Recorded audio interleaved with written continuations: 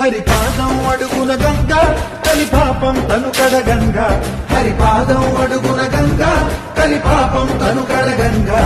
వ్యాసం ఇతిహాసం ఆ వ్యాసుడు ప్రవచించంగా, ఖండం గణపతిదై యజుస్సామరు అధర్వ శాఖలుగా. ఓంకారేశ్వరి శ్రీహరినగరి ఇదిగోరా బదరి, వైకుంఠేశ్వరి శివికి నగరి అదిగో మహిమగిరి. ఈ కొండపై పాకండగా ఆ విష్ణు పాదమే వెలసి, వేదాలనే విభజించిన శ్రీ వ్యాసపీఠమై విరిసి.